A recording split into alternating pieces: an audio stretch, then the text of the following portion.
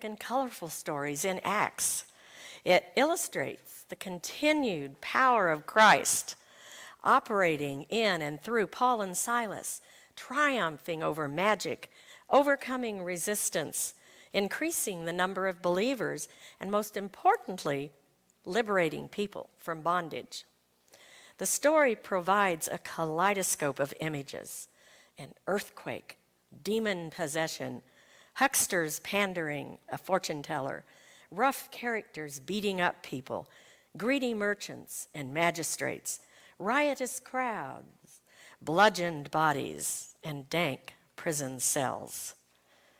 Kind of like a lot of our movies, sounds like, doesn't it? Well, this story begins with Paul and Silas going to a place of prayer for Jews outside the city of Philippi. As they walk along, they're met by a slave girl who's described as having a spirit of divination. Now, in Greek, that's a python spirit. The girl speaks in a trance. She is inspired, like the priestess at Delphi, by Apollo, who was symbolized by a snake, the python. Like the Delphi priestess, she gave oracles in a trance or in ecstasy, the pythoness. Well, this slave girl is a piece of property. She's not a person.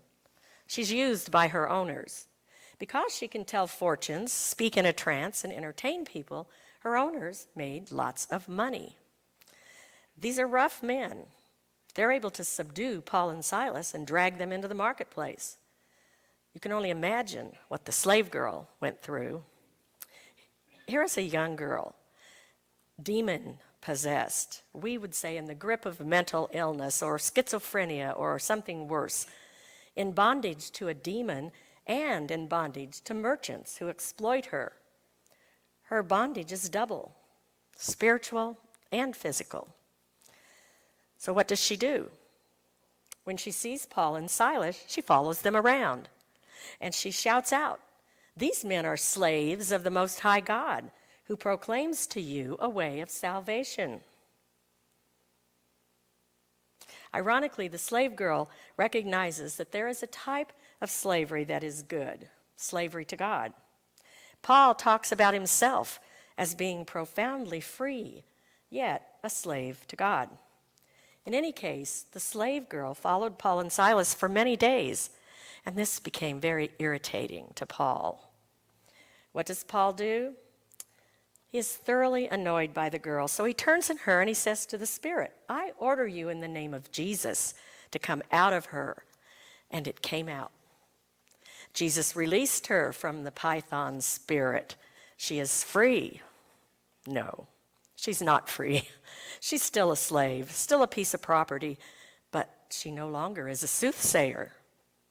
Nothing more is said about the girl. She just disappears. We don't know what happened to her. We can only guess that it probably wasn't good. Well, very rapidly, Luke turns his attention to the effect of this deliverance. He turns his attention to the owners. There should have been rejoicing, but the owners are outraged. Paul's act of mercy robs the girl of her ability to tell fortunes and make money for them. So in this story, prophets are threatened by religion. Paul and Silas's religion have threatened the economics of Philippi. The outrage is as understandable today as it was then. Do anything to threaten prophets, and you must be wrong from the start. National leaders and corporate executives use the same logic to resist doing anything about climate change. Don't threaten business. Same is true for our health care and immigration problems. Don't mess with the money. Well, the slave girl's owners are very concerned about their profit, so they make a citizen's arrest and haul Paul and Silas before the magistrates. The owners, perhaps a small syndicate, adopt a tactic repeated countless times in history. They don't come right out and say that their financial self-interests are threatened. What do the owners tell the magistrates? "These men are disturbing our city. and appeal to nationalism. They are Jews and appeal to racial prejudice. And they're advocating customs that are not lawful for us as Romans to adopt or observe and appeal to old-time religion. So the owners of the slave girl never even mentioned their loss of profits. They veil their interest in the language of nation, race, and tradition. These three that are being used to support immoral economics. So then what happens? Violence is used to protect the profits. Verse 22 says, the crowd joined in attacking them. The crowd was swayed. It's democracy in action. The crowd falls into line behind the business leaders of the town, and they also attack Paul and Silas. There's no trial. Their guilt is assumed. The magistrates join in. Paul and Silas' clothes are stripped off, and they're beaten with rods. Then they're thrown into jail, to the innermost cell, and shackled in stocks, bolted to the wall. What could be worse? It's all the more upsetting because it's undeserved. Paul and Silas had acted mercifully, and in response, they're treated without mercy. They liberated the girl from bondage, and now they are put in bondage. Or are they? The way Luke tells the story, the way he describes in details about how Paul and Silas are beaten, shackled, locked up, placed in the innermost cell, suggests that there has never been a more secure prison experience than this. Neither Houdini nor Chris Angel could have escaped this place. And yet we get the impression that neither Paul nor Silas feel they've lost any freedom whatsoever. What are they doing? They're singing hymns, and they're praying, and they're preaching to the other prisoners. This is not the attitude of prisoners. No, they are inwardly free, even though they are physically in shackles. And sometimes we feel locked up too. Maybe in a mental prison, in a bad marriage, bound by a difficult and bone-crushing job. We've all had prison experiences. And during those times, we wonder where God is and why God allowed it to happen to us. We wonder how we got there and when it will end. We wonder why, if God really loves us, these things happen to us. Well, I don't have the answers for you, but there's encouragement in this passage. Did Paul and Silas groan and complain, feel sorry for themselves, curse God, their parents, their employers? No. The story says that about midnight, Paul and Silas were praying and singing hymns to God, and the prisoners were listening to them. Luke wants you to see that no matter what the circumstances, God is with you, and you have the capacity for inner freedom to rejoice and pray. During World War II, Viktor Frankl, who wrote a book called Man's Search for Meaning, was imprisoned by the Nazis because he was Jewish. His wife, children, and parents were all killed by the Nazis. At one point, the prison guards cut his wedding band off his finger. Frankl said to himself, "You can take away my wife and children, you can strip me of my clothes and my freedom, but there is one thing no person can ever take away from me, and that is the freedom to choose how I will react to what happens to me." To survive the prison experiences of life requires that you know you have the inner freedom to choose how you will react to your circumstances. Benjamin Weir was a Presbyterian mission worker in Lebanon when he was taken as a hostage by Shiite Muslim extremists in 1984 and held for 16 months. The first night of his captivity, Ben said he remembered the hymn, "Abide with me, fast falls the eventide." He prayed, and then quietly he began to do what he had done many times before, singing, "All praise to thee, my God, this night." For the first few days, he was kept in isolation with nothing to read. and it was a few weeks before his Bible was returned to him. But Ben Weir had, growing up, bound himself to both the hymns of the church and Scripture. Each day and each night, he found that he could recall more and more of the comforting words of hymns, psalms, and the Gospels. Even in the chains of his captivity, he found freedom in the words of the community to which he was bound. All freedom has a from something to something else. Inner freedom is freedom from being driven or compelled, and to having choice and responsibility. Paul and Silas chose to be happy in their circumstances. They were in an inescapable prison, yet they were free. They were free to choose their attitude in any given circumstance. And he could write. He did write to the church in Philippi, "Rejoice in the Lord, rejoice always." Next, without a warning, an earthquake strikes.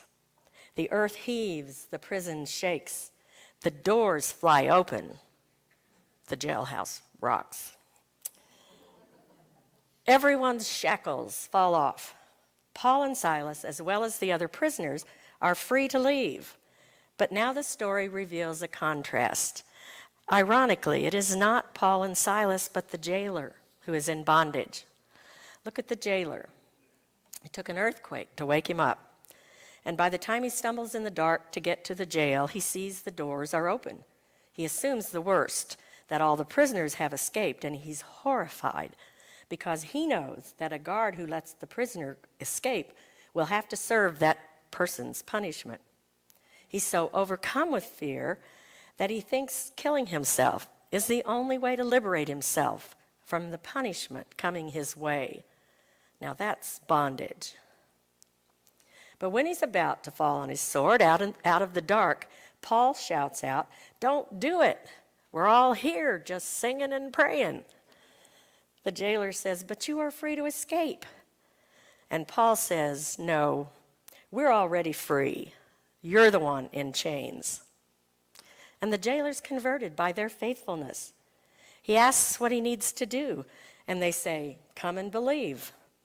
They spend time with him in his house, bear witness as they knew how, and he tenderly washed their wounds from the day before. The entire household is baptized, and they eat together and rejoice. At this point in the story, we can see that everyone who at first appeared to be free, the girl's owners, the judges, the jailer, is a slave. And everyone who first appeared to be enslaved, the girl, Paul and Silas, they're free. This is a story about salvation, but in this case, it is salvation in the way of liberation that's emphasized. It's about Paul and Silas's faithfulness and their public witness about public things.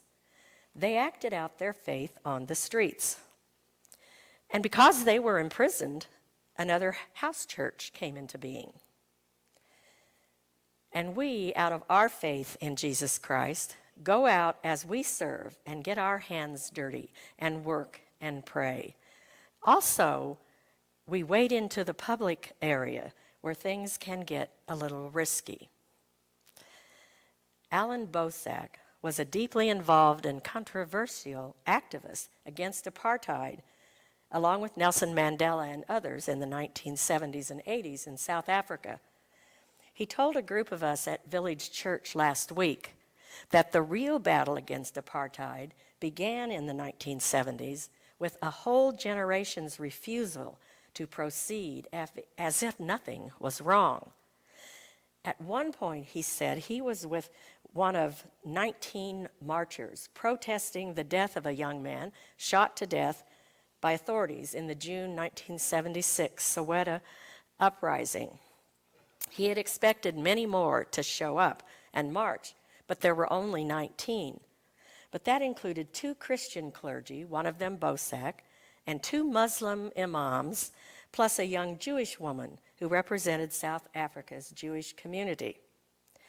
They all were arrested crossing a bridge and put in the same prison cell for the rest of the day. He said there they shared the one sandwich and the one chocolate bar that someone had brought. And he said, for the first time that day, I discovered that Christians and Muslims and Jews could come together to stand up for justice. Well, this group used this enforced time together to organize their common cause against the unjust system. We too must engage the world in ways that are true to who we are. As people of faith, we have a specific responsibility to listen, to honor people, to do something to elevate our public discourse. We must seek to follow in Paul's model, being patient, creative, playful, following Jesus Christ in a way that above all draws people to us, intrigued, wanting to know more. Back in May of 2007, one more story here, word got out that the Vanguard Nazis, a white supremacist group of the Ku Klux Klan, had obtained a permit for a march in downtown Knoxville. A dozen or so men donned white robes and pointed hoods, and around 3 p.m. began their march, fists raised. They turned the corner to cheers and were confused for a moment until they realized that a bunch of counter-protesters were there to meet them, many dressed as clowns, complete with rainbow wigs and red noses. White power, the Ku Klux Klan yelled, and the clowns in full makeup leaned in as if they couldn't hear. White power, came the cry again. Oh, white flower, the clowns yelled, and they reached inside their suits, pulling out little baggies of flour and scattering it all over in the air. The march leader was enraged, and he rushed the clowns, and he was arrested. But it had just begun. The KKK continued their chant, and the clowns huddled again. They paused, every action soaked in melodrama and sarcasm. I got it now, one yelled. White flowers! And they laid daisies all over the ground. Another clown called everyone to attention. I know what these guys want, he said, pointing to the hoods. Tight showers. So he pulled a shower head out of his bag, and everyone around huddled tightly. And then, oh, wife power. The women clowns were boosted up on the shoulders of the others. Some pulled on wedding dresses, shouting, "Here's to wives and mothers."